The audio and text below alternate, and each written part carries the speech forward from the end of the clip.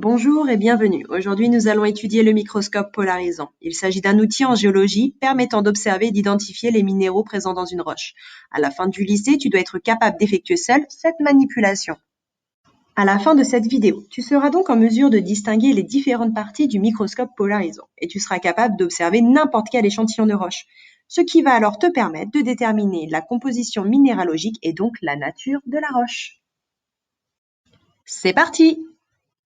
Mais à quoi ressemble un microscope polarisant et comment l'utiliser? Cette fiche technique synthétise les différents éléments qui le composent. Allons donc jeter un œil dessus. Le microscope présente un oculaire qui sert à l'observation. Il dispose également d'objectifs de taille croissante qui permettent alors de grossir l'image. Je vous rappelle qu'il faut remettre au plus petit grossissement lorsque vous rangez le microscope. La platine sur laquelle on dépose la lame est mobile. Cela vous permettra de sélectionner un endroit pertinent lors de l'observation. La source lumineuse permet, elle, d'éclairer l'échantillon.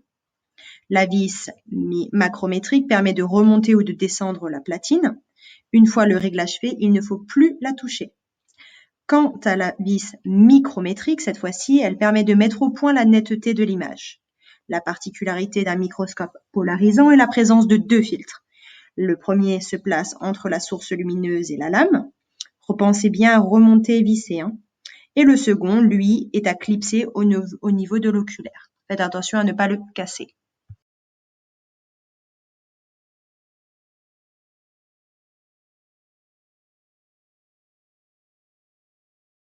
Mais comment fonctionnent ces deux filtres? Comme nous l'avons dit précédemment, le microscope polarisant comporte deux filtres, appelés polariseur et analyseur. Lorsque l'on allume le microscope, la lumière se propage et passe à travers le premier filtre, le polariseur. Si le second filtre, analyseur, qui lui est situé au niveau de l'oculaire, est orienté dans la même direction que le polariseur, alors la lumière va passer et on observera donc une tache claire. Dans le cas où l'analyseur a une orientation différente du polariseur, les filtres se croisent et la lumière ne traverse plus. On observe donc une tache noire.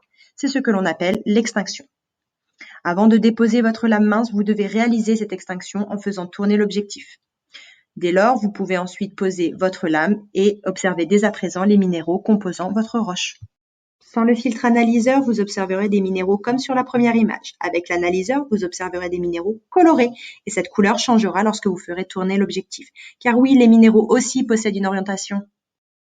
Pendant que tu as positionné ta lame à un endroit stratégique, il faut identifier les minéraux.